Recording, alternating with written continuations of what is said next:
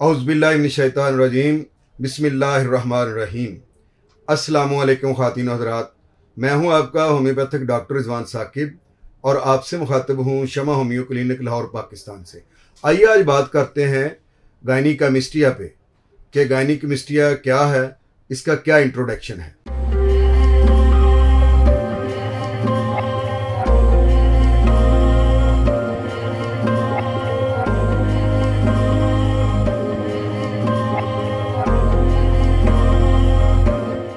गायनिकमिस्ट्रिया मर्दों का एक मर्ज है, यानी जो मेल में होता है, फीमेल में नहीं होता। इसमें यह है कि मर्दों की जो ब्रेस्ट है, छातियां हैं, वो औरतों की तरह बाहर निकल आती हैं, ब्रेस्ट डेवलप हो जाती हैं बिल्कुल औरतों की तरह से। और इसके अंदर यह है कि बिल्कुल उसी तरह से ये जो ब्रेस्ट है वो उसी तरह से पल्पली भी होती हैं, नरम भी होती हैं, और साथ यह है कि उसके निपल्स जो है उनके इर्द गिर्द जो हाशिया होता है, कलर होता है, वो भी फैल जाता है और उसको पकड़ने से उसमें दर्द भी होता है। और ये जो गायनिकमिस्ट्रिया है इसके अंदर हार्मोनल असल में डिस्टर्बेंस होती है, इम्बैलेंस हार्मोन्स होते हैं, जिसकी वजह से ये प्रॉब्लम होता है। और इसकी क्या काजेज हैं, इसकी क्या सिम्टम्स हैं, वो आपको मैं बताता हूँ।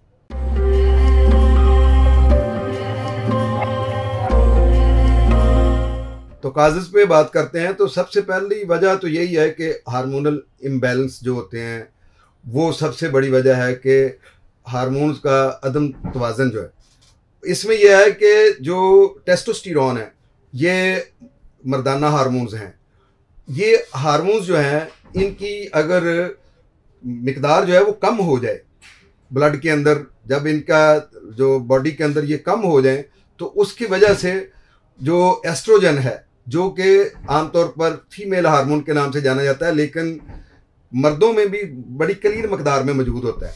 ये जो कलील मकदार में मौजूद होता है इसके कई फंक्शंस हैं जो ये काम कर रहा होता है। बहुत सारे काम जो है वो एस्ट्रोजन के स्पुर्द भी होते हैं, लेकिन टेस्टोस्टेरोन जो है वो हमारे इनफर्टिलिटी के लिए, हमारी जो आवाज़ हम जो मर्दों की तरह बोलते हैं, हमारे जो मूँछों के बाल हैं, बॉडी के दूसरे बाल हैं, ये दाढ़ी के बाल हैं, ये वो सारी चीज़ें हैं, इनको वो हैंडल कर रहा होता है। तो जब ये टेस्टोस्टेरोन का लेवल कम हो जाता है तो उसकी वजह से ये जो हमारे ब्रेस्ट है वो फीमेल की तरह से नज़र आना शुरू हो जाती है, बाकायदा उसी तरह से पुलपली भी होती है। लेकिन ये याद रखिएगा कि बाज़ दफ़ा ये है कि ये सोडोकमिस्ट्रिया भी एक चीज़ है। सोडोकमिस्ट्रिया क्या चीज़ है? सोडोकमिस्ट्रिया वो है कि जब लिपिड्स बहुत ज़्यादा बढ़ जाते हैं, कोलेस्ट्रॉल बहुत ज़्यादा बढ़ जाता है, तो उसकी वजह से जब बंदा ओबेसिटी में होता है तो उस वक्त भी ये ब्रेस्ट बाहर को नज़र आती है निकली हुई। लेकिन वो ये मर्ज नहीं है, उसको तो लेप्रोस्कोपी के ज़रिए से हम ख़त्म कर सकते हैं। लेकिन ये जो है ये टोटली हार्मोनल डिजीज़ है और ये हार्मोन्स को बैलेंस करने से ही ठीक हो सकती है। चलें, वो उसको तो हम इंशाल्लाह ट्रीटमेंट में डिटेल से बात करेंगे कि इसको कैसे ख़त्म किया जा सकता है। अभी तो हम ये बात कर रहे हैं कि इसकी काजेज़ क्या हैं। तो काजेज़ में सबसे बड़ी काज तो यही, जो हार्मोन जो है इम्बैलेंस हो जाते हैं। लेकिन इसके साथ साथ दूसरी वजूहात क्या है कि ये इम्बैलेंस क्यों होते हैं? बाज़ दफ़ा प्रोस्टेट का कैंसर जो है उसकी वजह से ये प्रॉब्लम हो रहा होता है, और बाज़ दफ़ा ये है कि जो हमारे टेस्टिस हैं वो बाज़ दफ़ा अंदर रह जाते हैं, बाहर नहीं निकलते, बाहर नहीं गिरते हैं मसाने के अंदर, तो उसकी वजह से भी ये हार्मोनल लेवल जो है वो डिस्टर्ब हो जाता है। या टेस्टिस का साइज़ किसी वजह से छोटा रह जाता है तो उसकी वजह से भी ये प्रॉब्लम हो सकता है। टेस्टोस्टेरोन जो है वो बाकायदा उसमें प्रोड्यूस नहीं होता और उसकी वजह से ये प्रॉब्लम हो रहा होता है।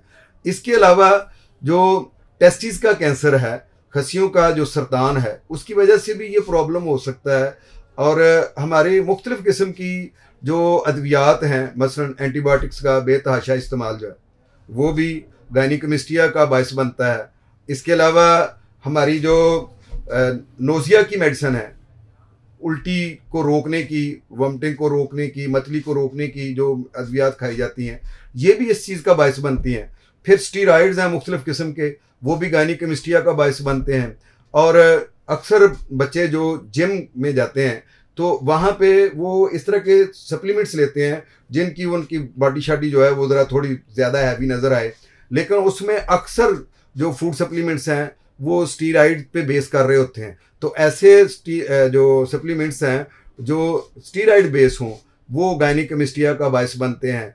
इसके अलावा जो हार्ट की मेडिसिन है, जो खून को पतला करने वाली अद्वियात हैं, वो भी इसके का बायस बनती हैं। फिर ये जो इसोफेगस में बर्निंग पेन होती है, इसके लिए हम अक्सर मेडिसिन ऐसी ले लेते हैं कि जो इसका गायनीकोमेस्टिया का बायस बनती है। फिर अल्सरेटिव कोलाइटिस है, उसके जो पेशेंट हैं या आईबीएस के पेशेंट हैं या एच पैलोरी के पेशेंट हैं, वो मुख्तलिफ़ किस्म की जो स्टमक के हवाले से मेडिसिन लेती हैं, उनकी वजह से भी ये उनकी एक्सेसिव यूज़ की वजह से ये गायनीकोमेस्टिया का प्रॉब्लम हो सकता है। और हमारी जंक फूड्स हैं, जंक फूड्स तो बहुत ज़्यादा जो है ना ये इस काम को इन्हांस कर देती हैं। ये जो कोला मशरूबात हैं, इनकी वजह से भी गायनीकोमेस्टिया का मसला बन सकता है। बहुत सारी ऐसी वजूहात हैं जो हमारे हार्मोन्स को डिस्टर्ब करती हैं, जैसे ब्रेन ट्यूमर है, उसकी वजह से भी ये काम हो सकता है कि अगर ब्रेन में कोई ट्यूमर है जिसकी वजह से हमारे जो पिट्यूटरी ग्लैंड्स हैं वो मुतासर हो गया है, तो उसकी वजह से गायनीकोमेस्टिया हो सकता है। फिर थायराइड ग्लैंड हैं, उनमें कोई प्रॉब्लम हो गई है, तो उसकी वजह से भी हमारे जो हार्मोन्स हैं वो डिस्टर्ब हो जाते हैं, जिसकी बुनियाद पर ये मसला हो सकता है। तो ये वो वजूहात हैं जिनकी वजह से गायनीकोमेस्टिया हो सकता है।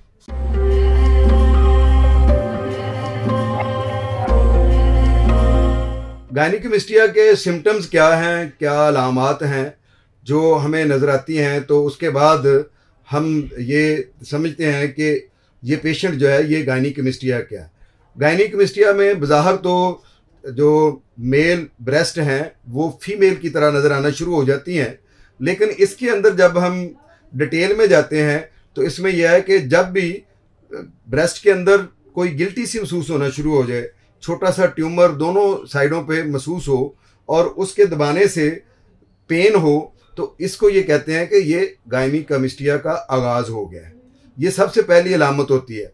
इसके अलावा ये है कि मेल में टेस्टिस का छोटा रह जाना, इसके अलावा यूरिथ्रा का छोटा रह जाना, पीनस का साइज़ जो है वो छोटा रह जाए आम जो साइज़ से, दाढ़ी और मूछें जो है वो टाइम पर ना शुरू हों बल्कि लेट शुरू हों, जिस्म पर बाल कम हों, और इसके अलावा आवाज़ जो है वो बरीक हो, फीमेल की तरह की आवाज़ हो। इस तरह के जब सिम्टम्स हों और साथ यह है कि ये ब्रेस्ट जो है वो बड़ी बाहर को निकली हुई नज़र आए, और ख़ास तौर पर जो लोग को टाइट कपड़े पहनते हैं, किसी ने टी शर्ट पहनी हुई है, तो उसकी वो ये चीज़ें ऐसी लगती हैं कि जैसे औरतों की तरह बाहर निकली हुई हैं। तो जब ये चीज़ें नज़र आएँ तो इसका मतलब होता है कि ये गायनीकोमेस्टिया का पेशेंट है। गायनीकोमेस्टिया में जब ये पेशेंट होता है तो आम तौर पर ये सबसे कम उम्री में अगर हम देखें तो नौज़ायदा बच्चा जो बिल्कुल 1 दिन का बच्चा है उसको गायनीकोमेस्टिया हो सकता है, और वो 1 माह तक नज़र आता रहता है। फिर क्या होता है, फिर ये 1 माह के बाद 1 साल के अंदर खुद बगैर किसी इलाज के ख़त्म हो जाता है। उसकी मैं इंशाल्लाह डिटेल बताऊंगा कि ये ऐसा क्यों होता है। इसके बाद क्या होता है कि 10 साल से लेकर जो बच्चे 19 साल तक जाते हैं, उनके अंदर 10 से 19 और 20 साल के दरमियान में उनको जबकि वो हार्मोनल चेंजेस आ रही होती हैं बॉडी के अंदर, उस वक्त ये गायनीकोमेस्टिया बहुत नुमाया होता है। बच्चे हेजिटेट करते हैं स्विमिंग पूल पे जाते हुए, कहीं वो अगर जा रहे हैं कहीं जो जिम में तो वहाँ पे, या कोई भी ऐसी एक्टिविटी जिसके अंदर वो एक्सरसाइज करना है या कुछ भी है जिसमें उनकी ब्रेस्ट नज़र आती हैं, तो वो वहाँ पे हेजिटेट करते हैं, शर्माते हैं, और उनको वो वहाँ पे एक स्ट्रेस फील होता है, और स्ट्रेस तो बजाते खुद गायनीकोमेस्टिया की जो है वो काजेज़ को बढ़ा देता है। तो गायनीकोमेस्टिया की ये जो मैंने आपको अलामत बताई हैं, ख़ास तौर पर जब भी ब्रेस्ट में कोई गिल्टी की तरह की चीज़ नज़र आनी शुरू हो जाए तो आपको डॉक्टर से ज़रूर रब्ता करना चाहिए।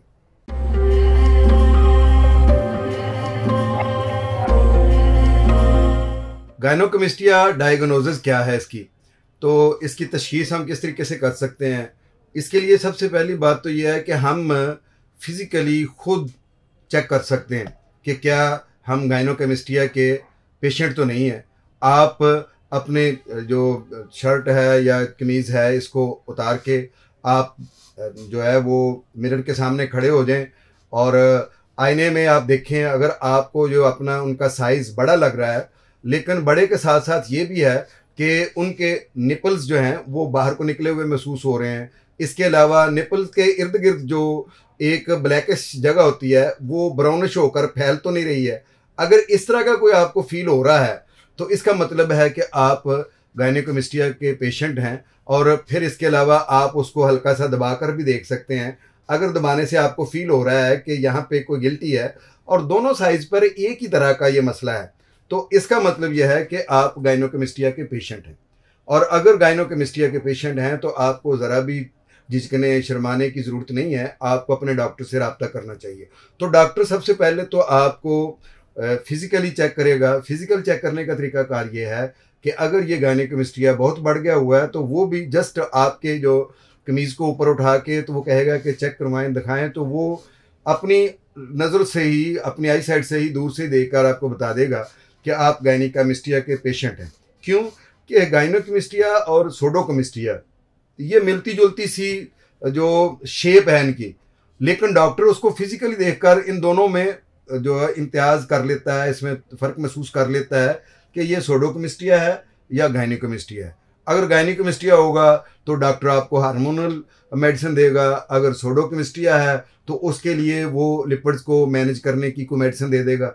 और इसके अलावा अगर डॉक्टर कंफ्यूज है कि इसका कोई सबब और है, किसकी वजह से है, तो वो फिर आपको बहुत सारे जो टेस्ट है वो रिकमेंड कर सकता है। मसलन आपको वो आपकी हिस्ट्री लेकर के आपके सर में मुश्किल दर्द तो नहीं रहता, आंखों के आगे अंधेरा तो नहीं आता, तो इस तरह की चीज़ें लेकर तो वो हो सकता है कि आपको सीटी स्कैन जो है वो सजेस्ट करे कि शायद कोई ब्रेन में ट्यूमर की वजह से आपके हार्मोन जो है वो इम्बैलेंस हैं, या यह है कि थायराइड का कोई प्रॉब्लम है तो आपको वो T3, T4, TSH या कोई इस तरह के मुख्तलिफ किस्म के एंडोक्राइन के टेस्ट दे सकता है लिखकर।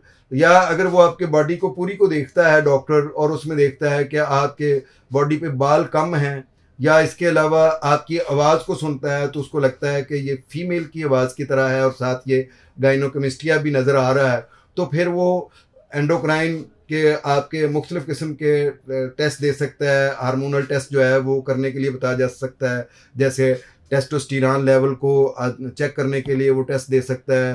फिर इसके अलावा एस्ट्रोजन का टेस्ट दे सकता है, लेक्टिन लेवल को चेक करने का टेस्ट दे सकता है। वो इस तरह के टेस्ट वो करवा सकता है आपके।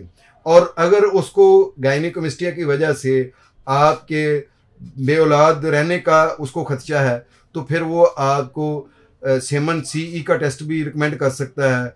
और टेस्टोस्टेरोन का टेस्ट जो है वो भी ये चीज़ बताता है कि अगर वो उसका लेवल कम है तो इसकी वजह से ये प्रॉब्लम हो सकता है। आपकी बॉडी पे ऊपर वो बाल देखता है कि नहीं है, आपके दाढ़ी के बाल नहीं है, आपकी आवाज़ ख़वातीन की तरह की है, तो इसके वो मुख्तलिफ़ किस्म के जो टेस्ट हैं वो आपके लिए रिकमेंड कर सकता है कि ये टेस्ट करवाए जाएँ। और फिर इसके अलावा इसका अल्ट्रासाउंड भी करवाया जा सकता है, अल्ट्रासोनोग्राफी के ज़रिए से भी ये पता चलता है। और अगर डॉक्टर को ये शक है कि यहाँ पे ये गायनेकोमेस्टिया नहीं है, यहाँ पे कोई ट्यूमर है, तो उसके लिए वो बायोप्सी भी रिकमेंड कर सकता है। लेकिन ये डॉक्टर ही फैसला करेगा उसको देखने के बाद कि ये ट्यूमर है, गायनेकोमेस्टिया है, सूडोकोमेस्टिया है या कोई और प्रॉब्लम है।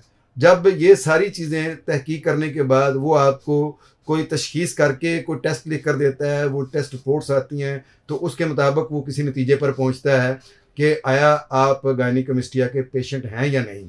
लेकिन जो ही आपको ब्रेस्ट में कोई गिल्टी महसूस हो रही है और आपको जो मैंने सारी अलामत गायनेकोमेस्टिया की बताई हैं वो आपको महसूस होती हैं, तो आपको कतन झिझकना नहीं चाहिए, बल्कि अपने मुआलिज से मशवरा करना चाहिए।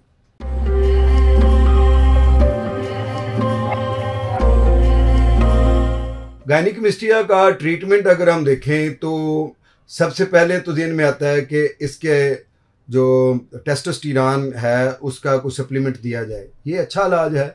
अगर एलोपैथी में इसके बल्कि हैं बहुत सारे ऐसे सप्लीमेंट्स जो टेस्टोस्टेरोन के तौर पर इस्तेमाल होते हैं, टेस्टोस्टेरोन के इंजेक्शन भी हैं, और लेकिन उनसे ये मसला मुस्तकिल तौर पर हल नहीं होता।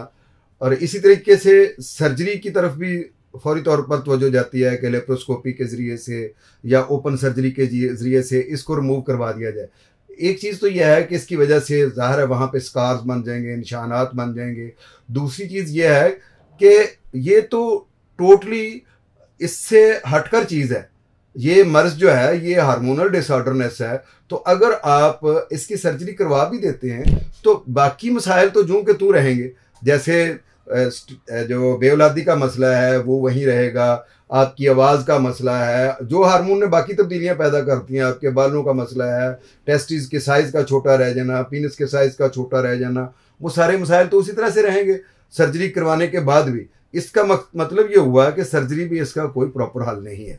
तो अब क्या चीज़ है जो इसका असल हल है? असल हल है इसका रूट काज पर काम किया जाए, जहाँ से ये मर्ज शुरू हुआ है। अब रूट काज पे काम करने वाली सिर्फ एक ही तरीका इलाज है, जो है होम्योपैथिक तरीका इलाज। होम्योपैथी में हमारे पास अकॉर्डिंग टू सिम्टम्स बहुत सारी मेडिसिन हैं जो गायनिकमिस्टिया का ट्रीटमेंट जिनसे मुकम्मल तौर पर हो सकता है, और ये गायनिकमिस्टिया मुकम्मल तौर पर ठीक हो सकता है। लेकिन बात फिर वहीं पे आती है कि अगर आपके पेट्यूटरी ग्लैंड्स में कोई प्रॉब्लम की वजह से हुआ है तो ज़ाहिर है वो हमारी पेट्यूटरियम है या कोई और इस तरह की मेडिसिन है वो देनी होगी। अगर ब्रेन ट्यूमर की वजह से है तो उसके लिए ब्रेन ट्यूमर की बहुत सारी मेडिसिन हैं जो हम देंगे, तो उसके साथ जो है अकलालावा है, नेट्रम सल्फ है, या कोई और बहुत सारी मेडिसिन हैं जिनको देकर हम जो है ब्रेन ट्यूमर को ठीक करेंगे, तो ये हमारा गायनिकमिस्टिया का मसला हल होगा। अगर थायराइड का कोई प्रॉब्लम है तो थायराइडिज्म के हवाले से कोई भी मेडिसिन जो बन रही है, T3, T4, TSH का जो वैल्यू है वो प्रॉब्लम हुई है, तो उसके लिए थायरॉक्सिन है या कोई दूसरी मेडिसिन हैं, तो वो देकर जब तक हम उसके लेवल को नॉर्मल नहीं करेंगे तो हमारे हार्मोन्स इम्बैलेंस ही रहेंगे। जब वो हार्मोन्स इम्बैलेंस रहेंगे तो गायनिकमिस्टिया का मसला जूं का तूं रहेगा। खा आप उसका ऑपरेशन करवाएं, खा कुछ भी करें, सर्जरी के बाद भी वो चीज़ें जो है वो बाकी गायनिकमिस्टिया की वजह से जो कॉम्प्लिकेशंस हैं वो उसी तरह ही रहेंगी। अब देखना यह है कि हम होम्योपैथी में वो कौन सी अद्वियात हैं जिनको इस्तेमाल कर सकते हैं। देखें, हमारे पास थूजा मेडिसिन जो है वो भी रूट काज पे काम करती है। अगर थूजा के सिम्टम्स हैं तो वो बहुत अच्छा काम करेगी, और काली आयोडाइड है उसके सिम्टम्स लें, अगर वो उसकी ये बन रही है तो वो दें, उसकी वजह से भी बहुत अच्छा। और एक हार्मोन्स की बहुत अच्छी मेडिसिन है जो बनती ही इन्हीं हार्मोन्स से है, वो है ACTH। ये मेडिसिन दी बेस्ट मेडिसिन है हमारे गायनिकमिस्टिया के इलाज के लिए, लेकिन ये भी अकॉर्डिंग टू सिम्टम्स ही दी जाती है। इसके अलावा हमारे पास अगर वहाँ पे सोरनेस भी है, वहाँ पे पस भी आ रही है और निपल्स जो हैं वो इन्फेक्टेड हो गए हुए हैं, तो फिर हम फाइटोलेका डेकेंड्रा जो है उसको दे सकते हैं। इसके अलावा भी बहुत सारी ऐसी मेडिसिन हैं, जैसे कल्केरिया फ्लोर है, कल्केरिया फास है, लेक्सस है और कल्केरिया कार्ब है। ये वो सारी मेडिसिन हैं जो अकॉर्डिंग टू सिम्टम्स दी जाती हैं। मैं अक्सर ये कहता हूँ कि जैसे ये हमारा ताला नहीं होता, उसके लिए चाबी इस्तेमाल होती है, तो अगर हमारे पास चाबियों का एक गुच्छा पड़ा हुआ है तो जो चाबी उस ताले के साथ मैच करेगी, अगर उसी से हम ताला खोलेंगे तो ताला खुलेगा, वरना नहीं खुलेगा। होम्योपैथी की मिसाल भी बिल्कुल इसी तरह से ही है कि जो मेडिसिन गायनिकमिस्टिया पे बिल्कुल मैच करेगी उसके सिम्टम्स के साथ, अगर वो मेडिसिन दे दी जाएगी तो अल्लाह के फजल से ये बिल्कुल ख़त्म हो जाएगा और ये होम्योपैथी से काबिल इलाज है।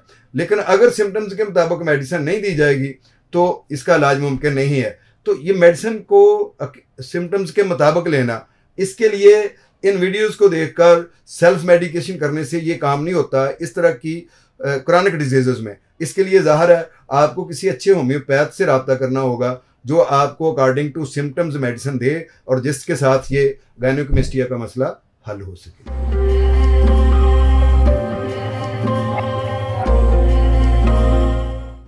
अब हम बताते हैं कि घरेलू टोटके इसके लिए कौन से जो है वो गायनिकमिस्टिया में काम आ सकते हैं। देखिए, अगर कोलेस्ट्रॉल लेवल ज़्यादा है तो आप लहसुन का यूज़ ज़्यादा करें। इसके अलावा जो नींबू पानी है ये बहुत अच्छी चीज़ है, और एक्सरसाइज है, हल्की फुल्की सुबह की वॉक है, ये चीज़ें जो है वो बहुत अच्छी हैं होम रेमडीज़ के तौर पर। इनको हम अपना सकते हैं जिसके ज़रिए से गायनिकमिस्टिया को मिनिमाइज़ किया जा सकता है। लेकिन होम रेमडीज़ जो है वो इतनी इफ़ेक्टिव इस वाले से नहीं है कि जब तक आप एहतियाती तदाबीर पर अमल ना करें, जब तक आप होम्योपैथिक मेडिसिन यूज़ ना करें, तब तक ये होम रेमडीज़ भी इतनी ज़्यादा इफ़ेक्टिव नहीं होती हैं।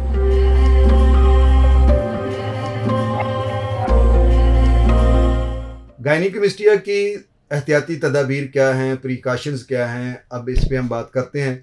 तो गायनिकमिस्टिया के बारे में आप एक बात तो ये देख लें कि जो बिल्कुल बच्चे हैं, यानी जिनकी एज 1 दिन है और 1 दिन से बाद 30 दिन तक, अगर उसको गायनिकमिस्टिया है तो उसके बारे में आप परेशान ना हो, क्योंकि ये उम्र जो है इसके अंदर जो हार्मोन्स वालदा के दूध से और जो अंदर से जब बच्चा डेवलप हुआ था उस वक्त आए हैं, तो उस वक्त ये उसकी ब्रेस्ट जो है वो बाहर को निकली हुई नज़र आएगी, लेकिन 1 साल के अंदर अंदर ये बिल्कुल जो है वो गायब हो जाएगी और वो बच्चा नॉर्मल हो जाएगा। दूसरा, दोनों पीक है, एक बिल्कुल आगाज़ में और एक बिल्कुल ऊपर। जो बिल्कुल बूढ़े हैं उनको भी इस बात पे परेशान नहीं होना चाहिए, जिनकी एज 60 है, 50 है, इससे 80 तक चले गए हैं, तो उनके जो अगर ये बन गया हुआ है तो जस्ट वो एक टेस्ट करवा सकते हैं टेस्टोस्टेरोन लेवल का। अगर उनका वो कम हो गया हुआ है, और वो इस उम्र में आमतौर पर कम हो जाता है, तो उनको इस बारे में परेशान होने की ज़रूरत नहीं है, इससे कोई कॉम्प्लिकेशंस नहीं होती हैं। हाँ, ये है कि ब्रेस्ट थोड़ी सी बाहर को निकली हुई नज़र आती हैं, तो ये चीज़ जो है उनको इसके बारे में परेशान नहीं होना चाहिए। ये इस एज में 60 में, 70 में, 80 में ये चीज़ आ सकती है।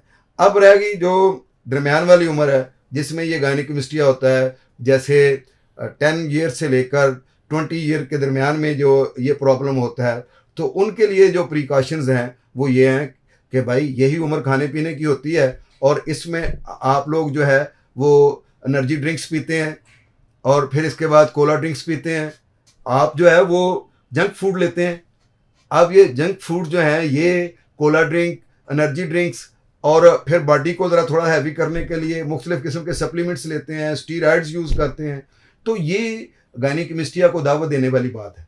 जब आप खुद आप बीमारी को दावत दे रहे हैं, तो उसके बाद फिर उसका इलाज जब करवाने के लिए जाएंगे तो यकीनी बात है कि ये चीज़ों की परहेज़ पहले से भी ज़्यादा करनी पड़ेगी। तो हम आगाज़ में ही इन चीज़ों का परहेज़ क्यों ना करें। इसके अलावा जो लोग ज़्यादा ओबेसिव हैं, जिनकी ओबेसिटी है, मोटापा है, उनको उसको कंट्रोल करना चाहिए। और जो गायनिकमिस्टिया के पेशेंट बन चुके हैं वो पुशअप से भी जो है वो, और मुख्तलिफ़ किस्म के जो योगा की एक्सरसाइजेज हैं उनके ज़रिए से भी इस पे कंट्रोल कर सकते हैं। और फिर ये है कि हार्मोनल डिसऑर्डर को मिनिमाइज़ करने के लिए वो जितनी भी ग़िज़ाएँ हैं जिनके खाने से हार्मोन जो है वो इन्हांस होते हैं, उनसे बचा जाए। तो इसके ज़रिए से हम ये एहतियाती तदाबीर अपनाकर इन प्रिकॉशंस पर अमल करके गायनिकमिस्टिया से बच सकते हैं। बहुत शुक्रिया। अल्लाह हाफिज़। अस्सलामु अलैकुम।